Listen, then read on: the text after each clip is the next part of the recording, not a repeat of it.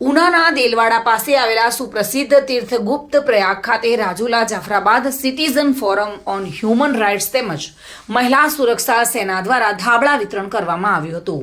ઉના ખાતે આવેલા ગુરુપ્રયાગ વૃદ્ધ આશ્રમ ખાતે છેલ્લા 12 વર્ષથી citizen forum on human rights તથા મહિલા સુરક્ષા સેવા સંસ્થા બંને એનજીઓ દ્વારા વૃદ્ધ આશ્રમના વૃદ્ધ લોકોને ગરબ ધાબળાનું વિતરણ કરવામાં આવે છે અને આ કાર્યક્રમ ગુપ્તપ્રયાગ આશ્રમના મહંત પરમ પૂજ્ય કાના બાપુની અધ્યક્ષસ્થાને તેમજ યોજાયો હતો અને દાતાઓ પરસોત્તમભાઈ રામજીભાઈ અરવિંદભાઈ પટેલ તથા સમીરભાઈ ગઢિયા અને દાતા દ્વારા આપવામાં આવેલા ગરમ ધાબળાઓનું તથા એડવોકેટ બાલકૃષ્ણ સોલંકી દ્વારા મીઠાઈનું આ સંસ્થા તરફથી વિતરણ કરવામાં આવ્યું હતું.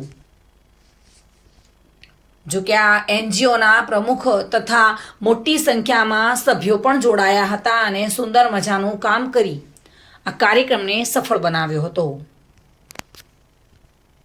બાબુભાઈ વાઢેર સાથે bureau report, today Gujarati news.